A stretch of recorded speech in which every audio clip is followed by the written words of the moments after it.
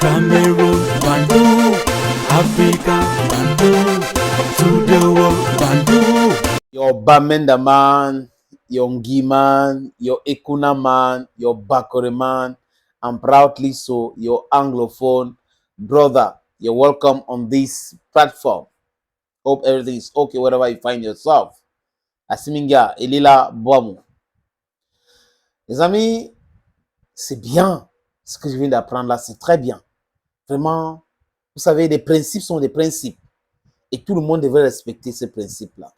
Si on respecte les principes dans la vie, du moins, on va se tendre vers la perfection, vers l'équité, vers la justice. Parce que la justice, c'est ce que tout le monde est à la quête, du moins des gens qui sont normalement constitués. Parce que c'est seul, les amis, je répète encore, seule la justice peut permettre un développement mental, psychique, développement physique, économique, réel. Parce que la justice va faire en sorte que tout le monde bénéficie des privilèges que la vie nous offre. Mais l'injustice pousse les gens à penser que nous sommes dans la jungle. Parce que certaines personnes veulent que nous restons dans la jungle. Et dans la jungle, it's what they call, when we talk about social insects, they do everything to survive. So survival of the fittest. If you don't have strong muscles, if you don't have strong muscles, like in the jungle, you're gone. You're gone. Et les Occidentaux, surtout la France, prêchent vraiment des choses bien. C'est-à-dire que si c'est la parole, si c'est les actes, c'est différent. Mais la parole, wow, c'est bien. Ils savent bien embellir les choses. Qu'est-ce qui s'est passé en France au Parc des Princes? Parce qu'on parle de football sport. Il y a eu un banderole qu'on a exposé, les amis, comme ce que vous voyez à l'écran là. Free Palestinian. Free Palestine. Sorry. Free Palestine. Est-ce que c'est un message politique ou c'est humain de demander cela? Depuis belle lurette, les athlètes ont toujours utilisé le sport pour passer un message. Et le sport, c'est ce qu'on appelle le soft power. Pourquoi est-ce que des uns et des autres peuvent accepter d'utiliser le sport pour défendre leur cause? Et pendant ce temps, le peuple palestinien, ou du moins ceux qui soutiennent le peuple palestinien, n'ont pas le droit de demander la libération du peuple palestinien. Ça date de très longtemps. 1948, à la création de l'État d'Israël, ou les deux États, il y a ce conflit interminable qui revient chaque fois avec des extrémistes notoires au niveau du gouvernement israélien.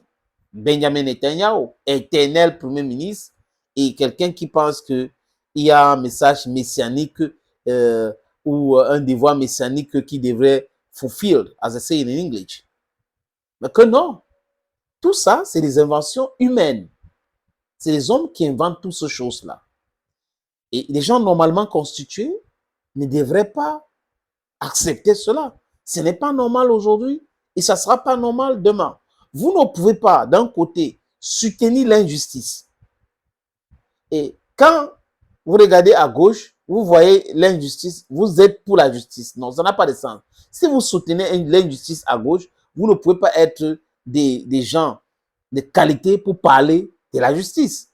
Ce n'est pas possible. Ça, c'est deux poids, deux mesures. Et c'est ce que nous reprochons à certains Occidentaux, surtout les élites corrompues en Occident. La protection d'Israël, c'est une bonne chose. Tous les peuples ont le droit d'avoir leur terre et de vivre en paix.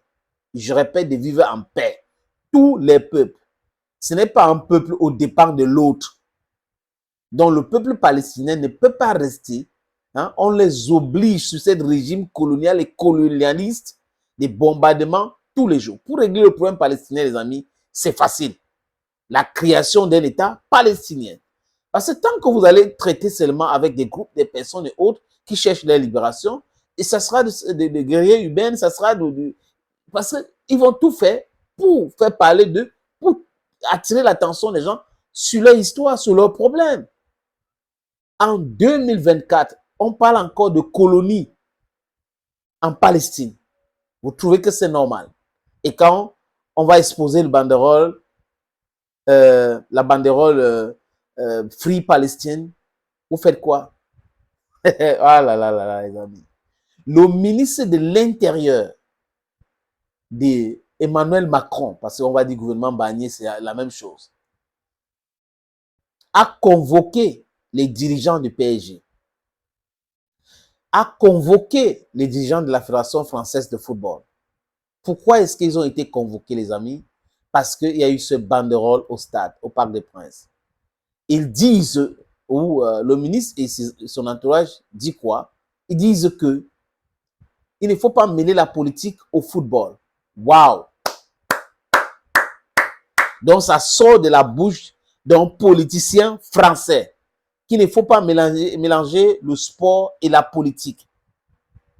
Pourquoi la Russie n'est pas venue aux Jeux Olympiques officiellement de Paris? Pourquoi? Pourquoi la FIFA a sanctionné la Russie? Pourquoi l'UEFA a sanctionné la Russie? Il ne s'écoute pas. Il ne sait pas. Ou mêler la politique au football, au sport, ça concerne seulement les Occidentaux.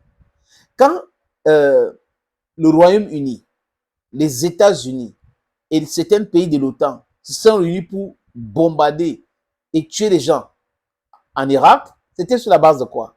Pourquoi on n'a pas vu le même message? Pourquoi la FIFA n'avait pas sanctionné les Américains? Pourquoi est-ce que l'UEFA n'avait pas sanctionné les Britanniques?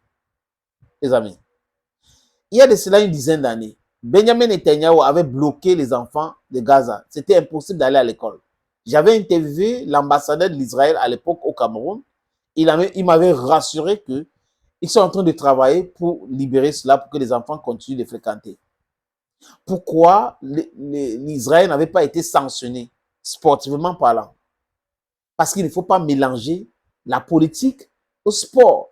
Mais quand ça concerne les autres, vous avez vu, l'Union cycliste internationale a essayé de donner des leçons au Burkinabé.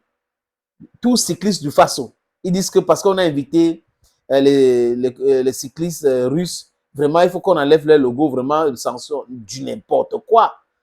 La Russie fait la guerre en Ukraine et les athlètes russes qui ne décident en rien, ils ne décident pas, sont sanctionnés. Et vous venez dire, il ne faut pas mélanger la politique et le sport. Non, vous mélangez depuis la nuit du temps. Mais le problème, c'est que l'oligarchie occidentale pense que comme elle dirige tout, les élites là dirigent tout, ils peuvent décider à leur guise de faire ci, de faire ça. Quand vous faites quelque chose contre eux, c'est là où ils peuvent réagir. Mais quand ils font contre vous, personne ne peut réagir parce que ce sont eux qui contrôlent, comme Thomas Bach, l'Allemand qui contrôle la comité, ou c'est le comité, voilà, c'est le comité olympique international, tous ces gars-là. Voilà, c'est un peu ça. C'est marrant quand même, mais en vérité, we have to talk about the freeing of the Palestinian people. They are suffering. People are dying every day. More than 43,000 people have died. How many? More than 3,000 in Lebanon. And you don't want people to talk about it. People need peace and not war. They want to go in peace and not in pieces. Thank you, friends, and bye-bye for now.